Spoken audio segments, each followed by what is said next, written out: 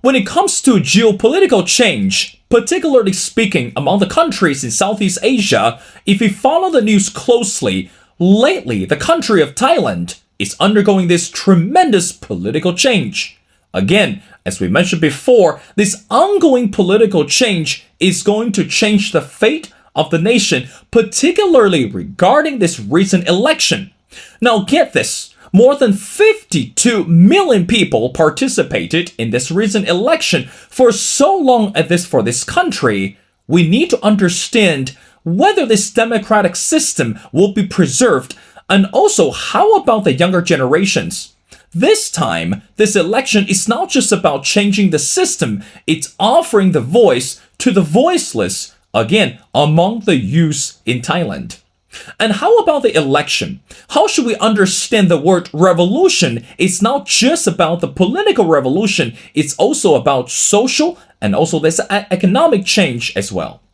Well, ladies and gentlemen, it's my great honor to invite our distinguished speaker, which is Oren Samet. Again, Oren is a PhD candidate in the political science department at the University of California in Berkeley, and the Dissertation Fellow with the UC Institute of Global Conflict and Cooperation. His research focuses on opposition parties, civil society, and authoritarianism, particularly in Southeast Asia. Well, Oren, and welcome to The Missing Piece. Thanks, Will.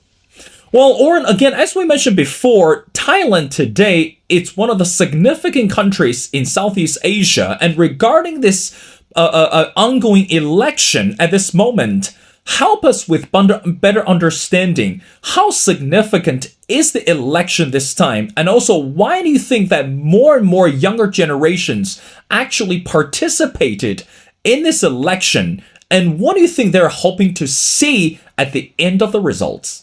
Well, sure. So the election itself was really a political earthquake for Thailand. Thailand, for the past 20 years, has been characterized by intense polarization, and those two sides have really been polarized around certain political figures, particularly former Prime Minister Thaksin Shinawatra, who was overthrown in a coup in 2006. And so his supporters and opponents have gone back and forth for basically 20 years. And this election was the first in which his party, or a party affiliated with him and his family, didn't actually win the most votes or seats. And instead, the party that did, which was called the Move Forward Party, is a relatively new, upstart, progressive party, which really has spoken out on some issues in Thai politics which were previously taboo, and also has articulated a vision for change in Thai politics, which is pretty unique and quite new as well. And so in that sense, this election was quite different than those that came before. And it really spoke to the degree to which people, and especially young people, are pretty frustrated and fed up with the current politics and the current system. And a lot of that has to do with the involvement of the military in politics, and also the establishment, which is affiliated with the military and also the monarchy, and its conservative and kind of reactionary, conservative and reactionary place it holds in politics. So Thailand has been characterized, as I said, by this conflict over politicians, but also by conflict over the military's role in politics. And the degree to which that has increased and solidified in the past decade, I think a lot of the vote today or last week was reacting to that change. Thailand has been ruled effectively by the military for the past 9 years since the 2014 coup. And politics hasn't improved in that period. The economy hasn't improved in that period. And I think a lot of people, again, especially young people, are frustrated. Oren, I want to raise something to you and also want to get your reaction on this. Again, based on this election, people believe in Thailand, elections are supposed to be alternatives to revolution, not occasions for revolution. Now, from your perspective, again, as you mentioned before, this election absolutely changed the fate of the country, again, especially among the younger generations. So from your perspective, how should we understand the election as supposed to be the alternative to revolution and not occasion for revolution? What does that say about this? Well, I think in Thailand, especially in recent years, elections have been really the main opportunity. Elections have been the main opportunity for people's voices to actually be heard. And so in that sense, it's a bit different than elsewhere, right? Thailand was coming from a period of military rule in 2014, an election in 2019, which saw some opportunity for people to express themselves as well. But really what happens in Thailand is the people vote usually for change, usually for the forces that are opposed to the military. And the military will come right back in and stage a coup or otherwise take control of politics. And so what ends up happening is that those elections end up being opportunities for the people to really express their will and use that as a political argument going forward to try and create a more democratic system in Thailand, which I think is what you're seeing happening today through the victory of the Move Forward Party and the opposition more broadly. I want to focus on this Move Forward Party. Again, right now, this leading candidate is PETA. And again, based on the research that he was educated overseas. Now, he's one of the representatives, or should we say, really the role model among the younger generations, able to carry on this election. And also, of course, he gained more popularities. Now, again, based on the report, for this Move Forward Party is hoping to form a coalition government with other parties. Oren, help us with better understanding. Number one, how should we interpret his motivation to form a coalition government with other parties? And number two, how likely he's going to achieve that goal? Because again, rumors on the street, other parties might not be able to accept the election result or might not be willing to form the coalition with PETA. So is that going to be a major political obstacle, or does that mean PETA or this Move Forward Party has a long way to go before secure this final position? What do you say to that? Sure. Well, first of all, to understand Thai politics, in Thailand, there's a pretty fractious and diverse party system. So we're not looking necessarily really ever at one party achieving a full majority of seats on their own. And so it's pretty normal for parties after an election to work together with other parties that are like-minded and sort of on the same page to form a coalition government. So coalitions are not uncommon. In this case, the coalition that they've amassed is actually a far more than a majority of the seats that were elected in the last election. PETA and the Move Forward Party had about 152 seats that they won. And they've amassed a coalition of over 300 seats out of the 500-seat lower chamber. So in any normal democracy, this would be no problem, and the Move Forward Party and PETA would be on his way to being prime minister. The roadblock here is really the Thai Senate. And to understand the place of the Thai Senate, you have to understand that the current constitution, which was approved in 2017, was effectively written by the military. And what it did was it created a Senate that was military appointed. And that Senate of 250 seats is able to participate in the selection of a prime minister. And so 500 lower house seats were elected and 250 upper house seats were appointed. And you need a majority of that combined 750 seats. And so that's 376 seats, or basically 3/4 of elected seats, which is a very high bar, again, in Thai politics, which has a lot of different parties. And so what's happening right now is there are negotiations and an attempt by Move Forward and its allies to amass enough votes to actually get over the line. And a lot of what that involves is trying to convince members of the Senate that they should vote with the people. But the fact that the Senate is military appointed, and the military has a lot of reasons to be quite against this Move Forward-led government, potential government, that means that that's an uphill battle. And so we'll see what happens going forward. Now, help us with better understanding, Oren, is this Move Forward Party, and number one, what is the significance of the Move Forward Party this time during the election? And number two, again, as you mentioned before, for so long, people in Thailand are actually fed up and also tired of this traditional system, or, again, under the ruling of the military. But again, it's not just about the words that coming out of the Move Forward Party. It's actually about the actions. We need to see the actions behind the words, and we need to stop kicking the can down the road. So again, what are some of the major policies, or what are some of the major changes that come out of this Move Forward Party or under PETA that people are really excited about? And then we're gonna get to the conversation about military. But let's start with the goals and also the plans under Move Forward Party or under PETA. What do you say? Sure. So actually, the coalition that I was just mentioning, which is led by Move Forward and is attempting to form a government, just met earlier today and announced their joint sort of set of policies they're putting forward. And a lot of the policies are things that are supposed to move Thailand forward on the economic front.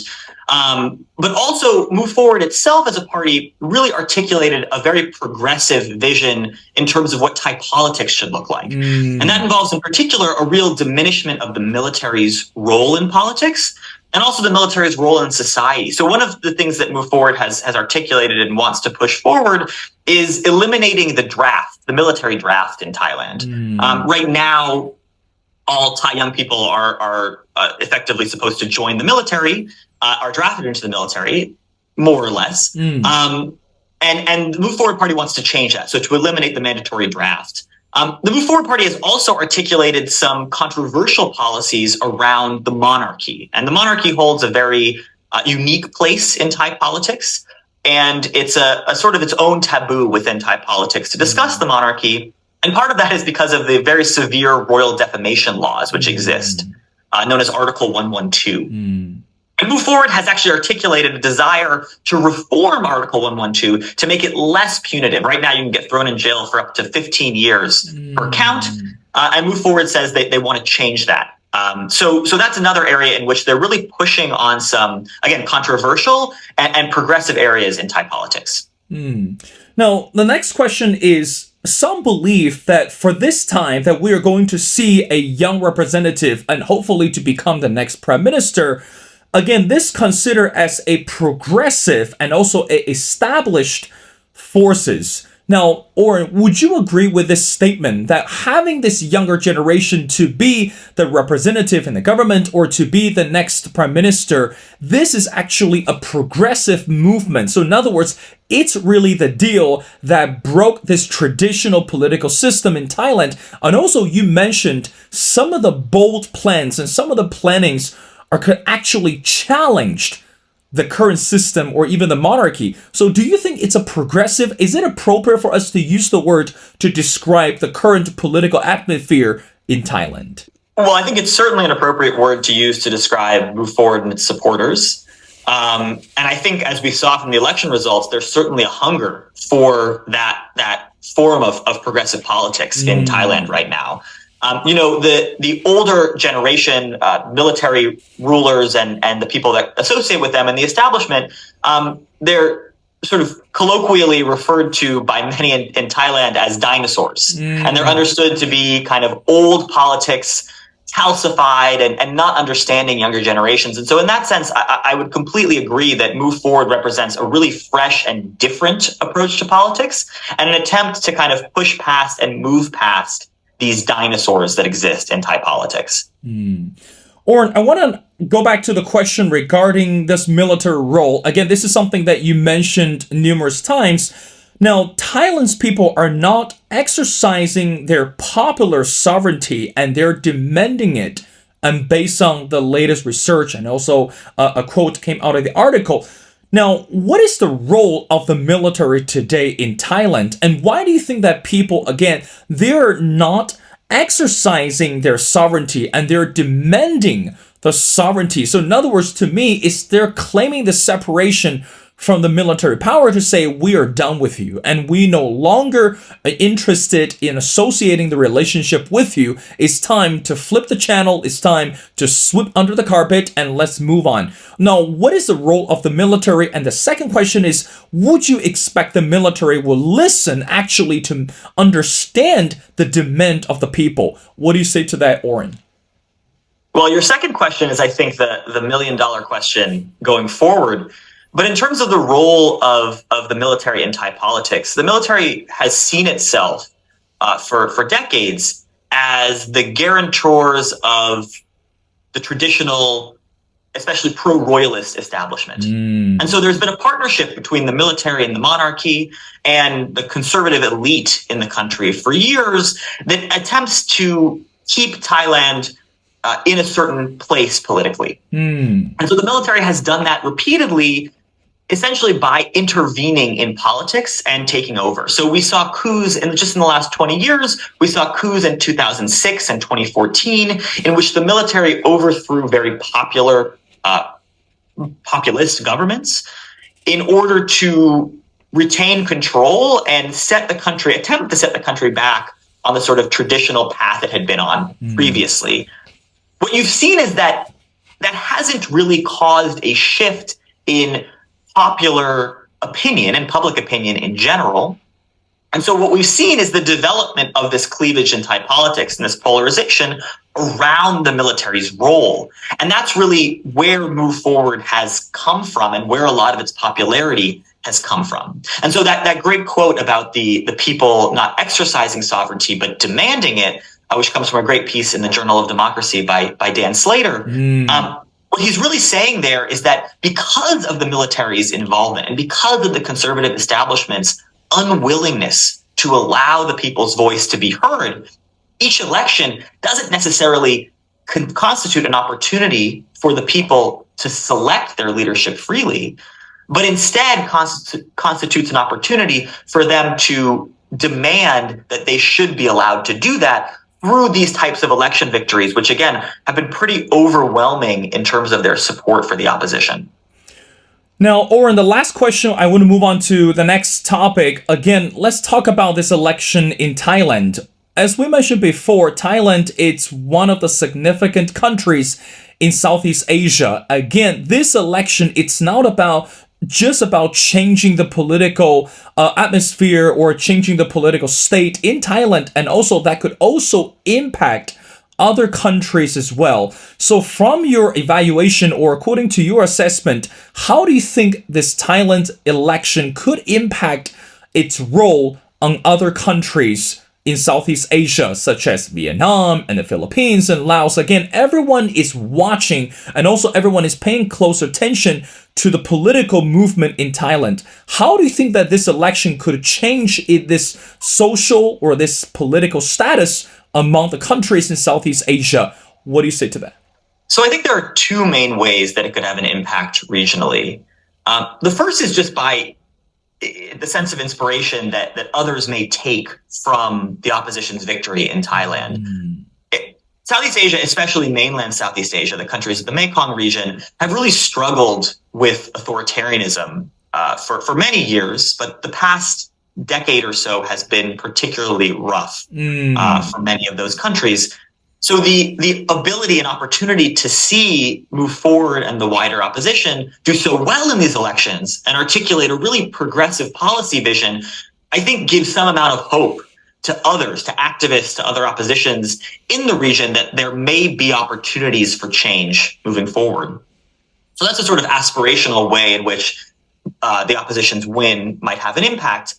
But I think there's also practical implications for Thailand's role within the region, and especially within the Association of Southeast Asian Nations, or ASEAN.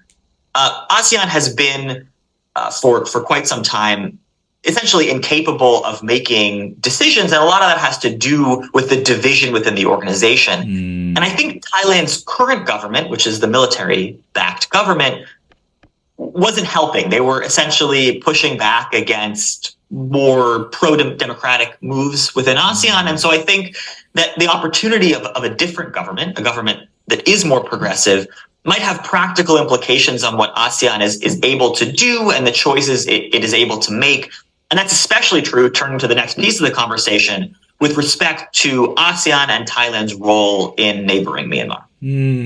Now, Oren, I'm very glad that you mentioned Myanmar, because we know that this country is also under or experiencing this political change as well. And again, we're looking at a military government, and we're looking at this Myanmar's ruthless military dictatorship that ruling this country. Now, number one, the question very simple.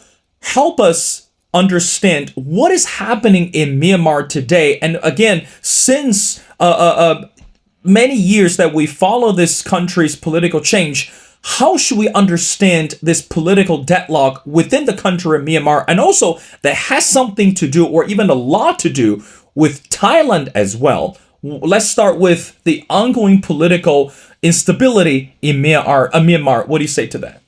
Sure. So there's actually a lot of parallels here with the cleavages in Thailand.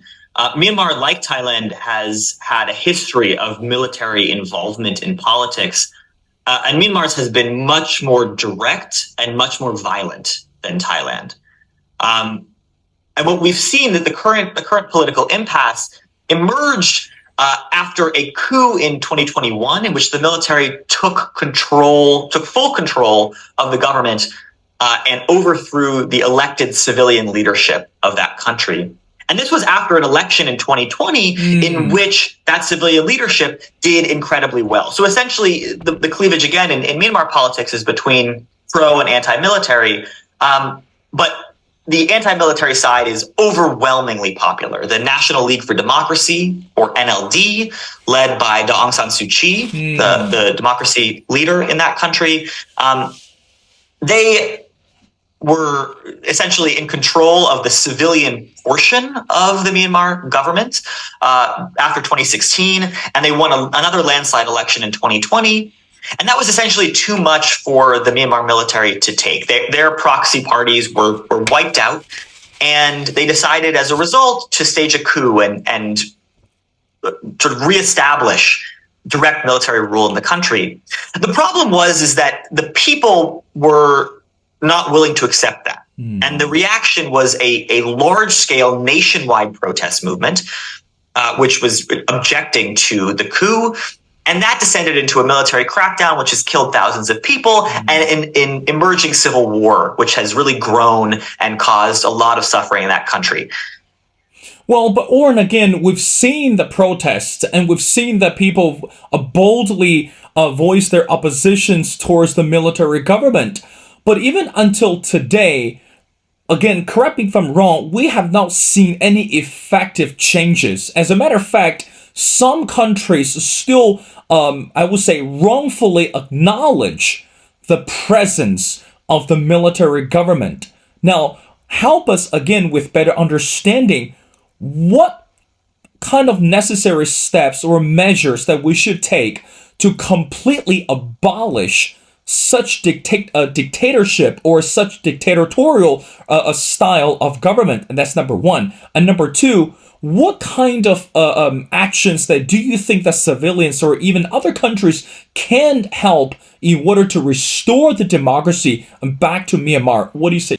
Sure. So as I mentioned, this opposition to the coup and to the new military junta that was installed in its aftermath, one of the things in the opposition that happened was the creation of what's called the National Unity Government, or NUG. And that's essentially a collection of former civilian government officials and elected representatives and their allies that have come together and said that they are the rightful government of Myanmar, and nations and governments around the world should recognize them. So they're operating both inside and outside of the country, in contested spaces in areas that the military doesn't control. And so there's this contestation over who represents Myanmar at the international and domestic levels. And so right now, the NUG actually controls Myanmar's seat at the United Nations. And governments have been willing to open representative offices for the NUG as well. And so this contestation over sovereignty, over control, is still very active and live. And so a lot of the NUG and its allies are urging the international community and international governments in particular to recognize the NUG and support it, and to deny that legitimacy to the military, which really has, again, no legitimacy within the population and is only really maintaining any kind of control through intense repression and brutality. And so there's a school of thought that suggests that the real way to move Myanmar forward is to support the NUG, support the forces of the opposition which are fighting the military, and deny any access to resources or legitimacy, deny that to the military. And so that's one pathway that a lot of pro-democracy forces are seeking. There's some practical things that can be done in the interim as well. And this is where Thailand comes in. The ability of Thailand to, with its long border, to provide humanitarian access, to provide opportunities for those fleeing brutality and repression in Myanmar to come into Thailand. Those are ways, sort of practical ways, that neighboring governments can actually have a positive effect in the situation. Oren, I want to wrap up our conversation by asking you the last question is, let's talk about the term called authoritarianism. Again, today, not just the countries in Southeast Asia, but again, around the world, we've seen the authoritarianism type of government is on the rise. But meanwhile, it could be very terrifying to see how this political power are being taken away. And we've seen people are actually suffering tremendously under authoritarian government. But on the other hand, we have not seen any effective ways to counter the rise of such government. Now, from your perspective, specifically related to a country in Southeast Asia, we talk about Thailand, we talk about Myanmar, again, we look at Laos or Cambodia, any other countries. How much do you think that we're going to expect more authoritarian governments on the rise, particularly in Southeast Asia? And also, how much do you think that U.S. as a role model for democracy should step in and continue advocate for democracy and advocate for the democratic system among those countries? What do you say to that? Sure. So I think what you're seeing in Southeast Asia in terms of the rise of authoritarianism is really the solidification of an older system of authoritarianism, which is very counter to the public demand and public perceptions in that part of the world. It's interesting because when we talk about the rise of authoritarianism globally, we're actually talking about a few different streams of changes that are happening. A lot of it has to do with populism and the rise of authoritarian leaders who are elected. But actually, in the countries we're talking about in mainland Southeast Asia, the public's on the side of democracy. And we see that repeatedly when there's opportunities for free and fair votes. And so really what you have is a sometimes military, sometimes political establishment that's holding back the demands of the public. And so in that sense, there's real opportunity because the popular will is on the side of democracy. So I actually have some hope for the future of democracy in Southeast Asia because of that dynamic. And I think Move Forward's win and the NLD's win in Myanmar a few years ago is a real symbol of that. That doesn't mean the fight is going to be easy. And I think the forces of authoritarianism in that part of the world are very strong. And it's going to take a lot for the popular will to eventually overthrow them. In terms of the role the U.S. plays in the region, I think the U.S. has historically, not always, but in certain cases, been on the side of democratic forces in the region. But that's, as I mentioned, been inconsistent. And so I think the best thing that the U.S. can do going forward is to be more consistent in terms of a policy of supporting democracy over authoritarianism, and also to get its own house in order in terms of creating and projecting an example of what democracy can achieve. I'm from the US and we have a lot of problems in terms of the way our democracy functions. I think that isn't great for an ability to project soft power or to project sort of the positive vision of democracy in the world. And so I think that's something that can be done on the home front that's going to make the US's ability from a foreign policy perspective to support democracy in a place like Southeast Asia. It's going to make that easier. Well, Oren, again, I agree with you 100%. Again, ladies and gentlemen, I'm speaking to Oren Samet. Again, Oren is a PhD candidate in the political science department at the University of California in Berkeley, and also a dissertation fellow with the UC Institute on Global Conflict and Cooperation. Well, Oren, thank you so much for taking your time to be on the show. We really appreciate your presence and also your insights. We'd love to have you back on the show as we continue to follow not just about the countries in Southeast Asia, but also the matters around the world. So thank you so much for doing this.